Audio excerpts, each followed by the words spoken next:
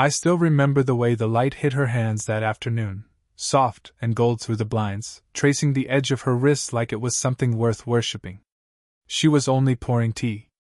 But I couldn't stop watching her fingers. I shouldn't have been there, not like that. Not after the breakup. But her mom, Isla, had insisted I stop by to return a book I left in their guest room months ago.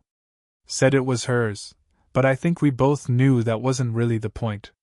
She opened the door like she hadn't expected to see me, even though she'd texted first. No makeup. A loose gray sweater that hung off one shoulder. Bare feet. Didn't think you'd actually come, she said, half smiling as she stepped aside. I said something dumb like, "Yeah, well, I didn't want to keep the book hostage." She chuckled once, dry and low, and walked into the kitchen. Didn't ask me to sit, but I did anyway. It was quiet. The kind of quiet that doesn't want to be filled. I glanced around, same white orchid on the windowsill, same faint lemon scent in the air. Nothing had changed, and somehow everything had. She placed 2 cups on the table. One closer to her, one near me. "Still take it without sugar?" "Yeah." I nodded, surprised she remembered. We didn't talk about her daughter. Not once. And she didn't ask if I was seeing anyone. Just small things. "How's your new job? You look thinner. Are you sleeping okay?" Each question hung in the air longer than necessary, like it had other questions hiding underneath. I tried to answer honestly, but my throat kept tightening, like honesty suddenly cost more than I had. At one point I reached for the cup just as she did. Our fingers touched. Barely. But neither of us pulled away right away. Her eyes flicked up to mine, not startled, not shy, just still. I don't know how long we sat like that, fingertips almost holding, not speaking. She pulled back first. "I shouldn't," she started, then shook her head, letting the sentence die. She pressed her palm to her neck, something she did when she was nervous, I'd learned, then glanced toward the living room. "I was going to paint today. You still do that?" I asked. She nodded. "It's cheaper than therapy." Then smiled, but it didn't quite reach. I looked down at my cup. The tea was going cold. I hadn't touched it. She stood slowly, like her body didn't want to go before her heart did. "I should let you go." I got up too, but neither of us moved. There was something aching in the silence, not desperate, not needy, just this pull. Like the air between us remembered something we hadn't said yet. I took a step toward the door. She followed. Then, just as I reached for the handle, her voice came, softer than I'd ever heard it. "I should have met you before she did." I turned, heart stalling. She was watching me the way someone might watch a fire in the distance, not sure if it was warmth or danger. I didn't know what to say. Still don't. But her eyes didn't leave mine. And she didn't close the door. She didn't say anything else. Just turned and walked slowly back toward the kitchen, not asking me to follow, but somehow I did. Maybe it was the way her shoulder tensed, like she was holding something in. Or maybe I just didn't want to leave with that sentence hanging between us. We ended up in the sunroom. She cracked one of the windows open and lit a candle on the table, even though it was mid-afternoon. Lavender and cedar. Same scent from the last time I stayed over, when I was still the boyfriend. She curled up in the corner chair, legs folded underneath her. I sat on the edge of the couch across from her, hands clasped between my knees. I could feel how far apart we were. And how close. "I didn't mean to say that," she said finally, eyes on the candle. "You did, though," I replied before I could stop myself. My voice came out lower than I expected. She looked up at me, sharply at first, then softened. "Yeah. I guess I did." I didn't ask if she regretted it. I didn't ask anything. I just sat there, feeling my pulse and my fingertips. I think that's the thing with her. She never needed to explain herself. Everything was there, in the way she reached for her mug with both hands, like grounding herself, or the way her voice dropped an octave when she got close to telling the truth. "I was married at your age," she said suddenly. That stopped me. She looked right at me then. 23. Married a man I didn't love because I thought I should. He had a job, a plan, a house. He never once looked at me the way you just did. I blinked. How did I look at you? She smiled faintly. Like I was still someone. My throat tightened. I wanted to say something, anything, to fill the weight between us, but it didn't feel right. She wasn't asking for comfort. Just witness. I think I stayed with your daughter longer than I should have, I admitted quietly. Not because of her. Because of how easy it felt, here. Her gaze didn't shift. Like I was allowed to be quiet. Allowed to not know everything. You never made me feel small. The candle flickered, a breeze slipping in through the window. She closed her eyes and breathed it in. Sometimes I think I only ever wanted that, she said. To be in a room with someone who doesn't need me to be anything. I nodded slowly. And then, without thinking, I reached out and picked a bit of lint from her sweater sleeve. Just a quick motion. But when my fingers brushed her arm, she didn't move. She just looked at me. And I realized my hand was still there, resting lightly, too long. I pulled back. I'm sorry, I said. No, she replied, shaking her head, but her voice was caught somewhere behind it. A beat passed. 2. She stood up suddenly, walked to the shelf, and pulled down a canvas, half-painted, colors muted and unfinished. I was working on this when you arrived, she said. It's messy. I don't show it to people. I stepped closer, careful. It's beautiful. She didn't say thank you. Her hand was still holding the corner of the canvas, knuckles pale. She didn't look at me. I don't know what we're doing, she whispered. Neither did I. But I stayed. And the silence between us said everything we couldn't. The sun had started dipping lower, casting long lines across the floor like quiet reminders of how long I'd stayed. I should have left an hour ago. Maybe 2. But neither of us had said anything, and the tea had been refilled once, maybe twice. I couldn't remember. She sat on the floor now, legs outstretched, back against the wall, watching the paint dry. I stayed near the window, unsure of what I was doing, but unable to move away from her completely. I haven't talked this much in weeks, she murmured, staring at the canvas. There was a smile in her voice, but also something else, like she didn't trust it. I sat down across from her, knees nearly touching. That's hard to believe. It's not, she said. I'm very good at disappearing. There was a pause. Not heavy. Just real. I glanced down at her hand resting between us, the knuckles lightly speckled with paint. Mine twitched, wanting to touch. Not to hold. Just to know what it would feel like. She looked at me then, too long, too direct, and the air snapped tight between us. And then, without planning it, without thinking, I leaned in. Not all the way. Just enough that I could see the faint line at the edge of her mouth. Just enough that her breath shifted, caught, then steadied again. Her lips parted like she was about to say something. But instead, she closed her eyes. It would have taken nothing, a whisper, a thought, to close the space. But she turned her head at the last second. I can't, she whispered, almost to herself. I pulled back instantly. My neck burned. I'm sorry. I didn't mean you did, she said gently, opening her eyes. And so did I. We sat there, the quiet louder than anything else. I haven't, she started then stopped. Since the divorce, I haven't let anyone this close. Not even by accident. I nodded, my jaw tight. I didn't come here for this. She laughed once, sharp and tired. Didn't you? I didn't answer. Then, as if fate had been listening in, her phone lit up across the room. A name. A husband's name. Not hers anymore, but still familiar enough to freeze the room. She didn't move to answer. Just stared. He wants to talk about the mortgage, she said flatly. That's what we do now. I stood up, not knowing why. My pulse thudded in my throat. I should go. She nodded, eyes still fixed on the screen. Yeah. Probably. I walked toward the door, every step feeling like it had weight. But then I heard her behind me. You didn't ruin anything, you know. I turned back.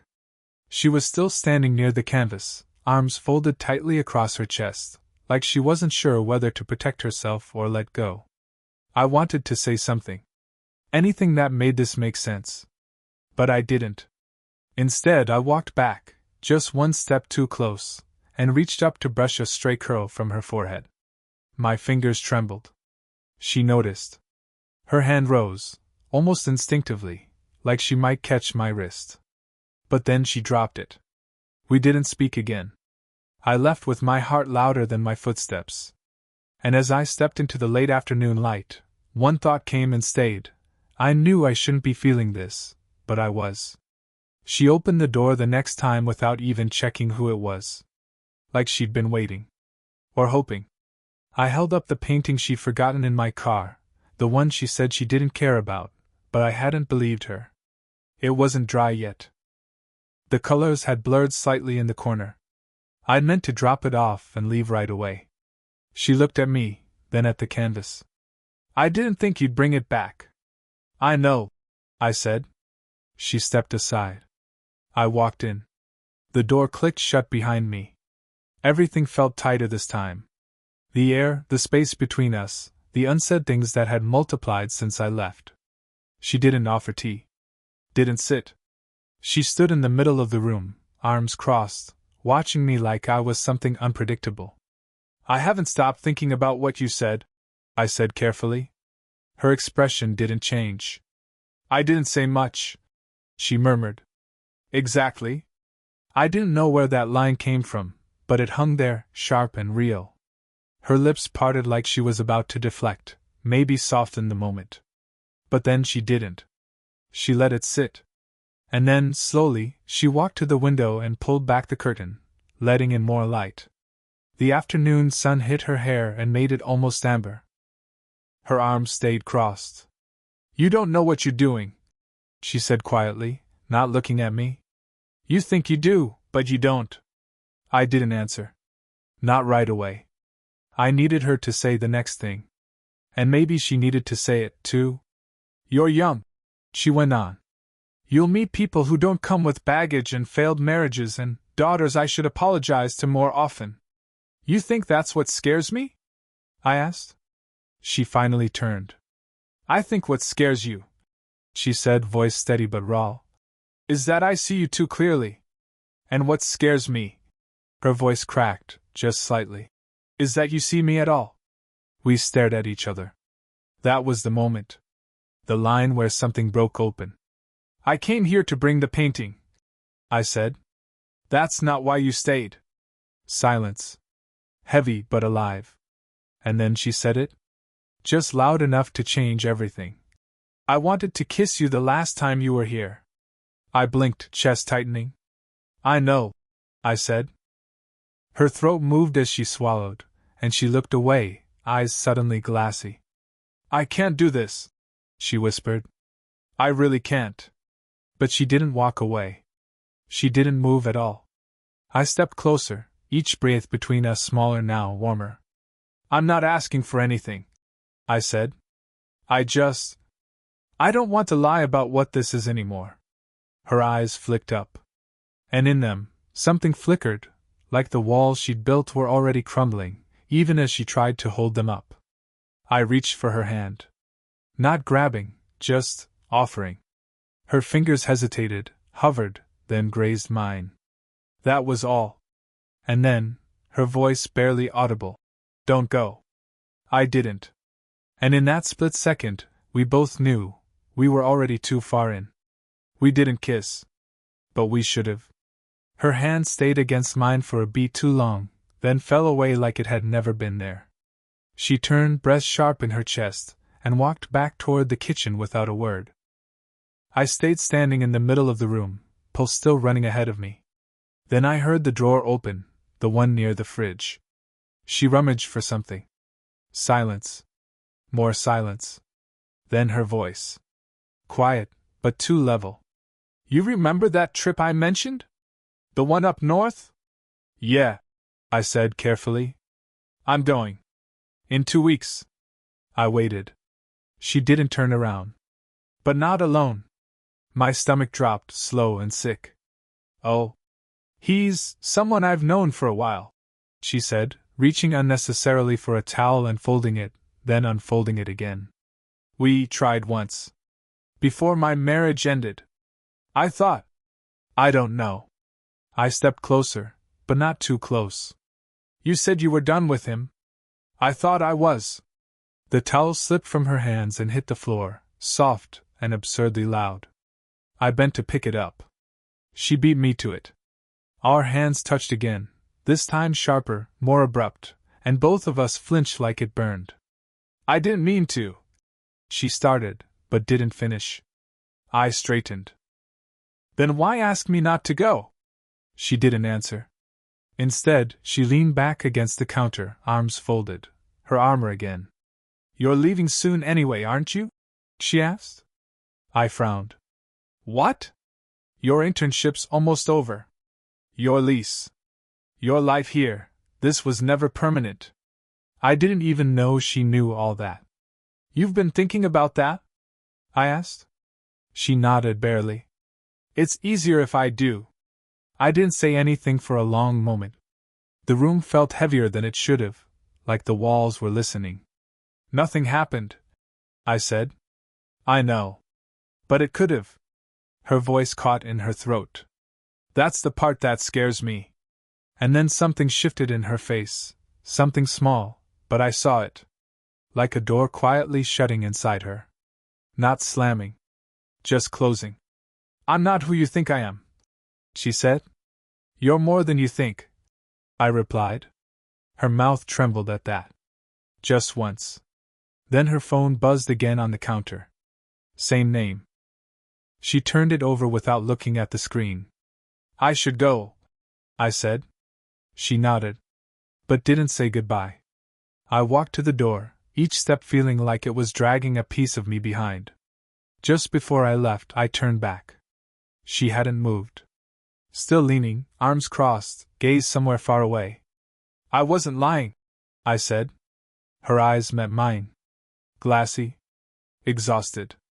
I know, she whispered. And that was it.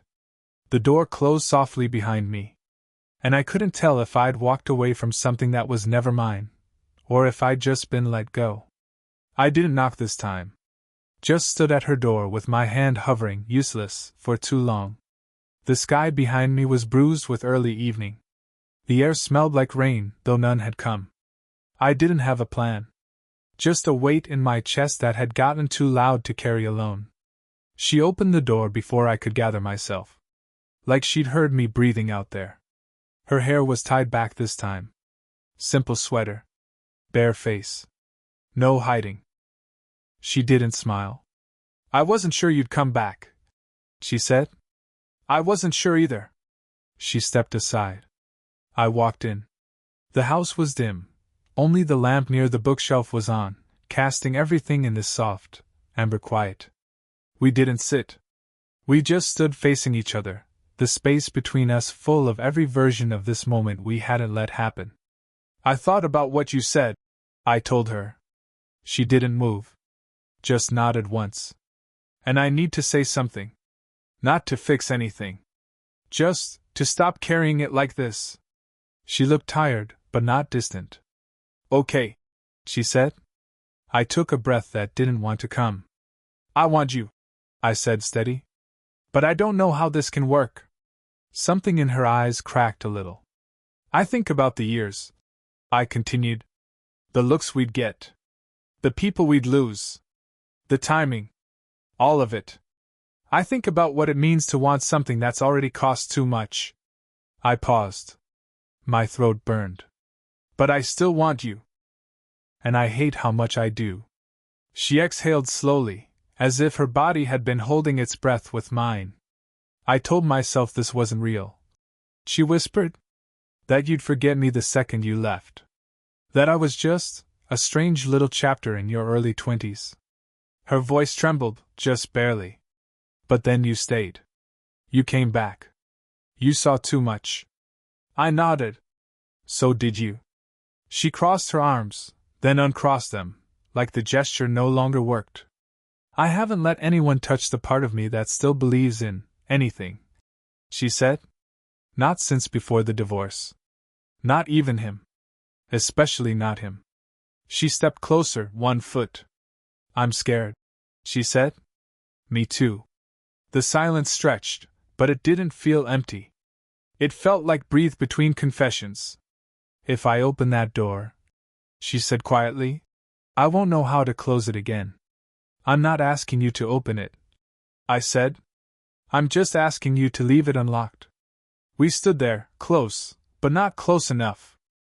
Her eyes found mine and didn't look away. She reached for the light switch, but stopped halfway. And let her hand drop. I made tea, she said softly. Not an answer. Not a promise. Just the door left open. She turned toward the kitchen. And I followed. It didn't happen all at once.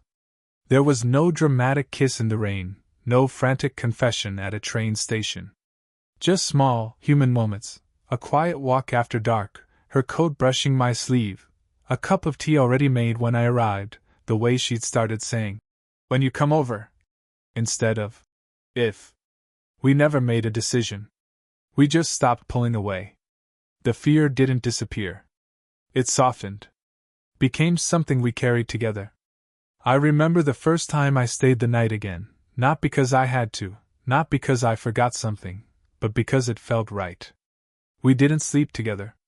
We just lay on top of the covers, side by side, the silence between us no longer tense but warm. She reached for my hand in the dark. Held it like it meant something. It did. I'm still scared, she whispered. So am I said. But I want to do this anyway. And that's what we did. We built it slow. Weekend by weekend, cup by cup, look by look. She let herself laugh again, freely, fully. I noticed the way she hummed in the mornings, how her voice changed when she read out loud. She noticed how I sometimes talk to myself when I cook, how I take too long tying my shoes, how I still check the sky like it's trying to tell me something. One morning, I caught her painting again, truly painting, without the self-conscious half-hiding she used to do. She didn't stop when I walked in. Just smiled without turning and said, Don't say anything. Just let me finish this one. So I sat and watched. And when she finally turned the canvas around, it was us. Not literal. But the colors. The distance. The warmth creeping back in. The two figures, slowly moving closer. I walked over, wrapped my arms around her from behind. She leaned back into me like she'd always belonged there. I didn't think we'd make it here, she said. Neither did I whispered into her hair. But we had. There were no more secrets between us now. No more maybes or almosts. No daughter to hide from. No ex-husband lurking in the background. Just us, flawed, scared, still healing, but choosing each other anyway. The last time I left her house, I didn't leave anything behind by accident. I brought my bag on purpose. I hung my toothbrush next to hers. I slipped my coat into her closet. Quiet declarations. That evening, we sat on the couch, her legs tucked under mine, 2 mugs between us. The room was dim and peaceful. Outside, the rain finally came, soft, steady, like a lullaby. Neither of us said anything. We didn't need to. We were here. Together at last.